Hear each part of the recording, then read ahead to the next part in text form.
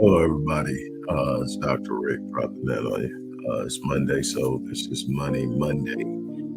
Today, we're going to talk about the power of collaboration and the importance of collaboration, which really will debunk a couple of old traditions and myths about how we should move and deal with and discuss money. It's not going to be long, but I definitely want to drop this on you. I think it's immensely important. We talked about it this weekend. Uh, as I get started, the first thing I want to do is I want to take time out. I don't know if he will actually see or hear this, but I did find out that he does watch my videos. Pastor Thurman West, I want to thank you once again for trusting your flock of men, Black men, uh, to my knowledge, my area of expertise, and my passion. We had the Iron Man conference this Saturday, and I was elated. I got to be in the presence of some pretty powerful and electrifying men, along with some very passionate and committed men.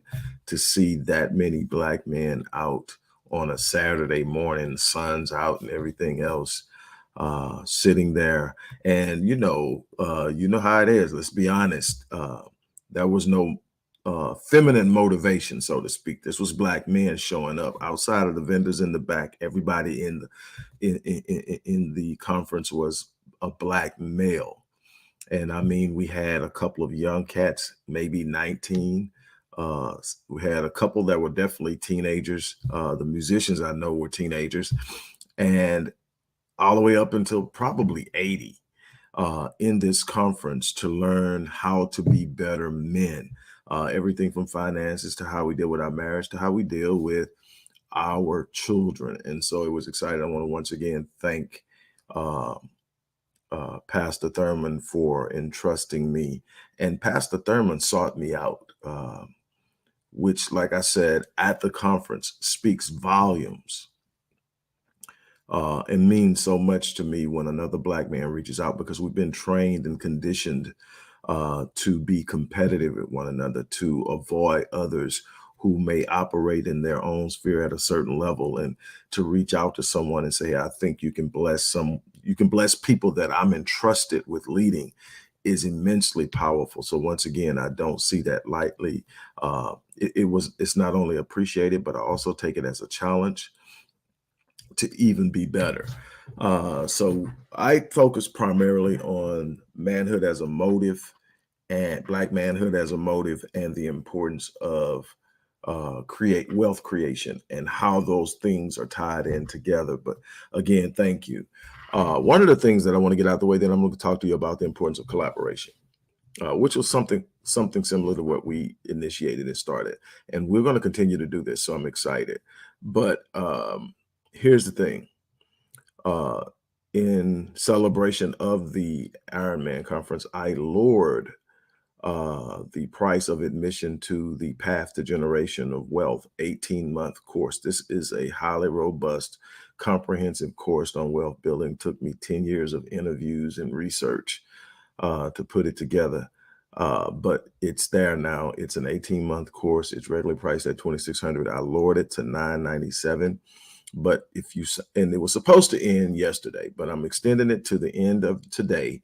And I'm adding, for anybody that wants to take place of it, and I hope some of the gentlemen that were at the conference that didn't get a chance to talk to me or get the information from me will see this or get information from someone else who attended, who's watching this, and sign up, because you're not going to only get the course for $997. I'm going to give you the 7-day online business launch course, which is the exact blueprint that I've used for over 13 years, almost 14 years now, to build my online presence internationally.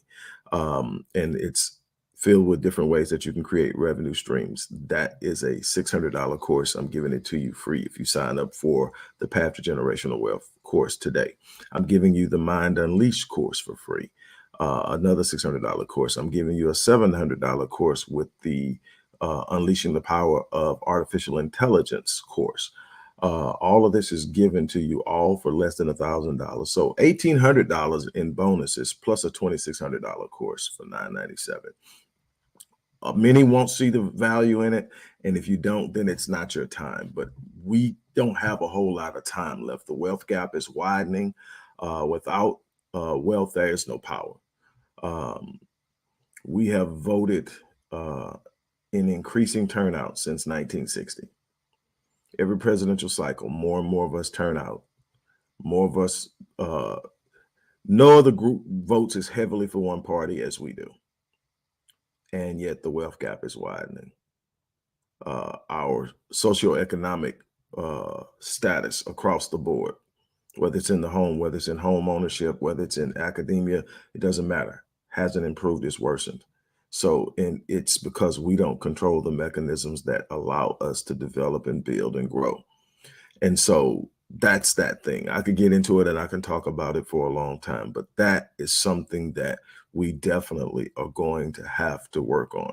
So again, if you believe or you want to set your family up so that they're not starting where you started, that's a responsibility actually. It should be something that everybody wants to do. Uh, your children shouldn't start where you started. Your grandchildren shouldn't start where your children started. And there are ways to set up and build wealth, create wealth, protect wealth, and distribute that wealth generationally down the line and protect it as it's distributed, and using trust and other mechanisms. And I get into all of that in that course. So that's that. So let's talk about the importance of collaboration when we're talking about finance, well, revenue generation as well as wealth creation. Growing up, if you're like me, most of us grew up and we were told you don't talk money. It's disrespectful. It can be, if you're doing good, it can be boastful. If you are doing bad, it looks like you're whining and begging for help. So we don't talk money. You keep your finances to yourself. But when I study those who are doing well, those who have been consistent in not just making money, but also growing wealth and passing down wealth, that's not how they operate. There is a collaborative conversation taking place. There's collaborative efforts taking place. There is a coming together and unification. And here's the crazy thing about it. The higher up you get as far as net worth, the more collaboration takes place. So what happens is we've been conditioned to keep our finances to ourselves. So we don't talk money. If you don't talk money, you can't learn money. If you don't talk money, you can't gain an understanding of how different people are moving in different areas. If you don't talk money, you're never going to meet up with someone who's doing something that you may want to do and get connected. So if it doesn't fall in your lap, if you don't personally chase it down, you're not even aware of it because we don't talk money. Matter of fact, one of my precursors to how I select the people who are going to operate in my circle is that um, there needs to be conversations, especially among the men, about money. This is not about being braggadocious. This is not about whining and complaining. This is not for people who don't want to work to come hang out and glean and bleed other people dry. This is about saying, I don't know everything. I want to be around other people who are talking and striving and looking to be better. And this should actually happen in every area of life. We should be looking to do this in every area of life. As I approach year number 56, I'll be 56 tomorrow. And I guess that's another reason why I'm really in this heightened state of gratitude. Anybody knows me knows gratitude is my thing. I'm about being grateful. I wake up every day and literally before I move in my bed, I say thank you. Why? Because it sets the state of my mind. It sets my mindset. It sets the state of emotion. It sets the state of expectation. It sets so many things. And then it triggers my subconscious to find reasons to be thankful for because I just said thank you. Then it is automatically triggered. Well, what do we have to be thankful for? So now guess what it's not looking for? Things to be frustrated about, things to be afraid of, things to be angry about. and all these other things that drag you down and bring you down and take you further and further away from divine connection with the Most High God. So it is immensely important that we gain an understanding of how we build our circles. Who you have in your periphery, the direct peripheral influences around you are going to determine who you are. You're going to be, on average, the 5 people you spend the most time around. So who are you around, and what are you striving for? This idea that you don't talk money normally keeps you in a specific vein.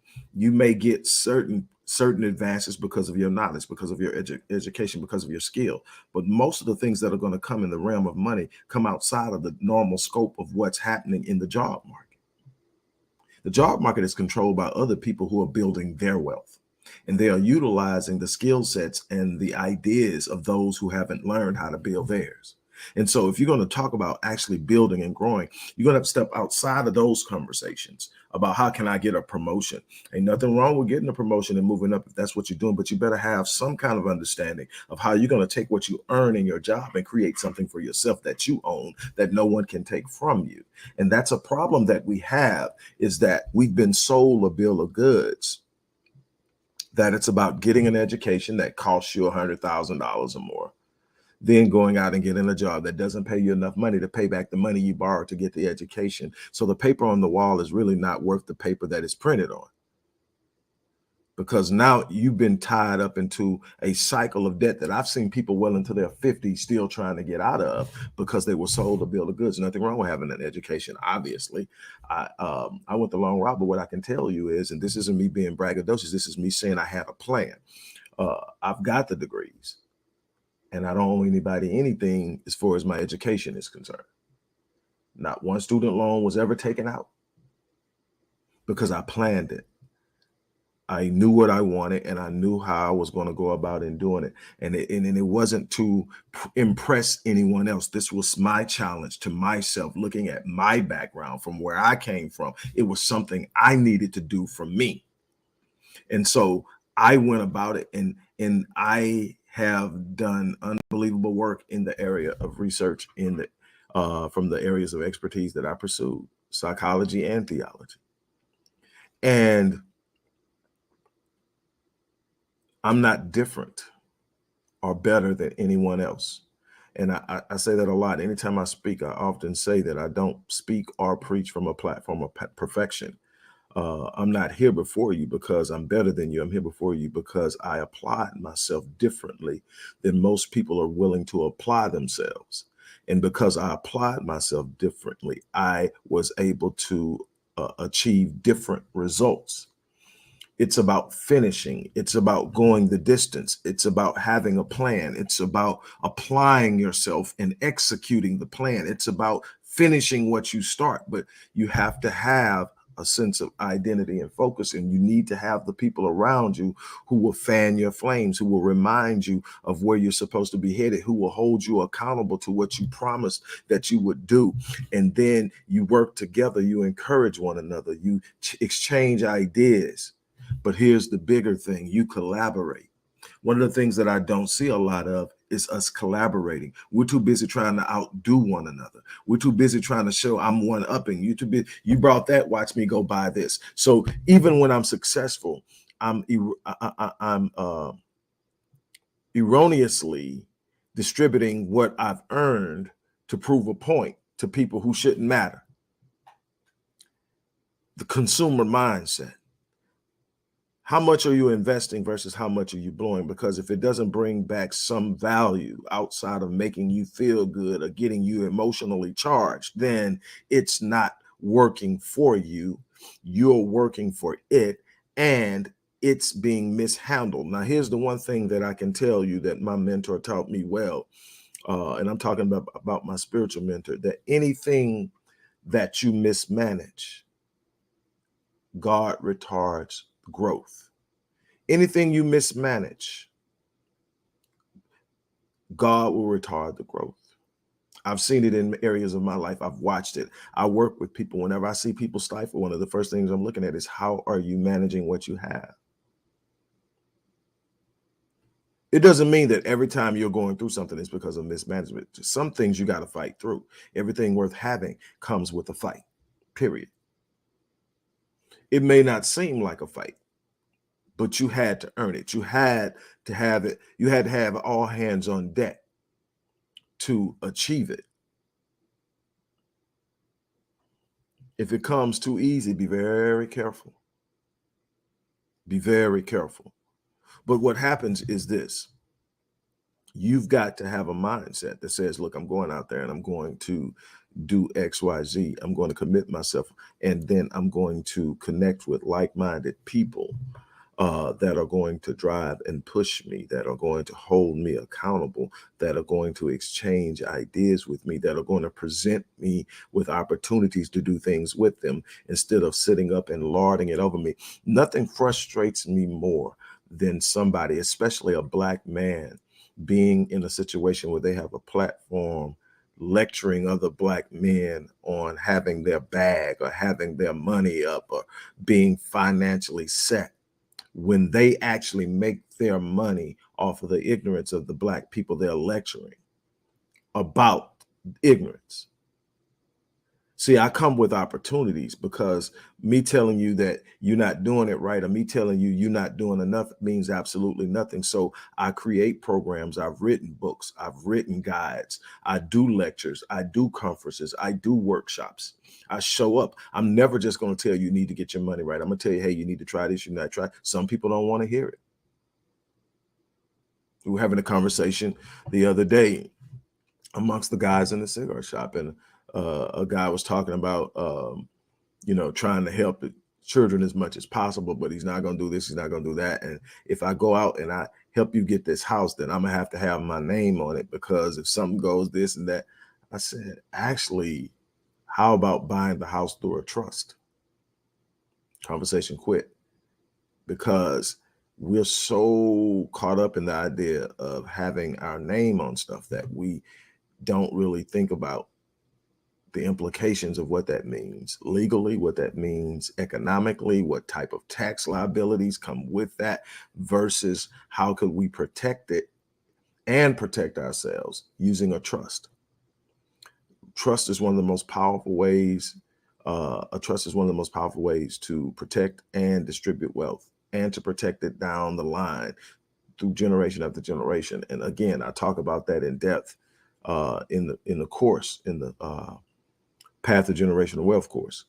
But the idea is to get with people who can teach you, get what people learn. I'm constantly putting myself in front of people who are better at things that I want to be good at. You have to be willing to put your ego down. And one of the things I shared with the men on Saturday is, whenever I get ready to minister to a person, and whether I'm doing a therapeutic session, whether I'm doing a coaching session, whether I'm doing a consulting session, whether I'm teaching, lecturing, doing a conference, or delivering a sermon, it all starts with me putting my ego down. This is not about me proving a point. This is not about me showing how intelligent I am. This is not about me trying to say I know more than the next guy. This is about how well can I deliver a message that changes lives? How well can I disseminate what I know in a way that it can be taken, used, and applied, and someone's life is better because they met me? That is the situation. I'm trying to build a legacy. I'm trying to build something that says I was here, that will speak of me long after I'm gone. That should be every man's desire. Not what I put in my driveway, not what I wear on my back, not to say you don't have the right to drive something nice, not to say that you shouldn't dress the way you want to dress. I'm saying that there has to be something more solid, because one day the car gets old, the suit becomes outdated, the watch no longer works. But if you have built a legacy that speaks of you, it'll speak long after you're gone. It'll speak to your grandkids and their children. It'll speak to generations yet to be thought of when you build a legacy. The people we talk about that are gone now, we're talking about them because they have a legacy. Some of them's legacy wasn't so good.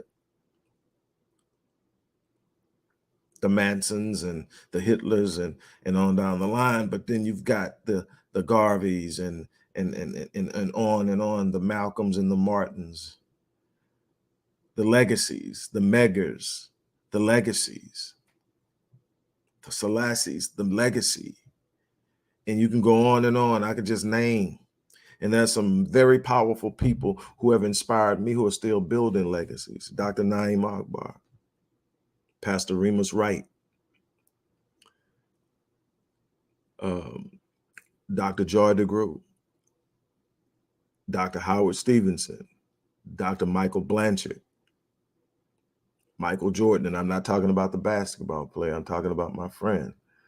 Young brother is doing some unbelievable things. And his father, Michael Jordan Sr., who happens to be a superintendent or pastor in a Kojic church, is doing some unbelievable things. So what am I getting at? Collaboration is the power force that very few of us ever get into because we've been trained not to. I have created an organization that's solely about collaboration and brainstorming that I'm going to be sharing with you guys. I created it because I wanted to invite men specifically, but we're not going to lock out women, but men. We have been commodified, Black men especially. We have been commodified. What do I mean by that? I mean that we have been put in a situation where the only thing that gives us value are the number of zeros in our bank account. While I am a firm believer that it is the responsibility of the man to provide, his provision is far more than the numbers in his bank account. It is far more than that, but he is also required to be a protector. He's also required to be the elevating force and the voice of promotion for those in his home. He is required to be a priest in his home, the divine connection between God and his family. This doesn't mean he outprays his wife. We know Black women and sisters have get in them prayer closets or whatever, and they go for it. But this is the divine connection because he has the vision. And it's important for him to be able to connect with God in a way that his vision remains clear. And he is to be also a prophet, not in the sense of the word of what he can predict about the future, but what he can speak into the lives of those he covers. He is to be able to speak power, speak standards, speak high expectations, speak value systems, speak responsibility, speak trust and confidence into those he covers, starting with his wife and his children, and then moving outward. He has a responsibility to be these things, and we need to learn how to stand together and encourage one another, empower one another, enlighten one another. Stop being so afraid to have someone that knows more than you in your environment. My grandfather told me, never be the smartest person in the room. The moment that happens, you stop growing. Be okay with the discomfort of not knowing, but having the thirst to know.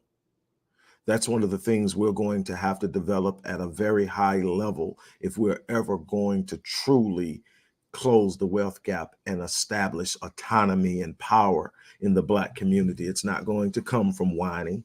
That's not a strategy or a plan. It's not going to come from complaining. That's not a strategy or a plan. It's not even going to come from hope. Hope is not a plan. Hope is a stabilizing force until you can create a plan and execute it. We have work to do. So I am going to leave you on this note. As I said in the beginning, I lowered the price of the Path to Generational Wealth course to under $1,000 in celebration of this Ironman conference that we did on this weekend. It's $997 now, regularly $2,600, but I'm also throwing in $1,800 and I believe $75 worth of bonuses. Definitely over $1,850 worth of bonuses. So 3 additional courses at no additional cost. The very instruments through which you can create positive change in your life. It's going to take energy and effort on your part. You're not going to sit up and just wish your way into the life you want. You're going to have to create it. But God made you in his image. You have the power to create. It starts with what you conceive in your mind. So on that note, look, I'm gonna get ready to get out of here. I want to thank you guys. As I always say, I live my life on full so that when I leave this place, I die on E. I'm challenging you to do the same thing. On that note, I'm out of here.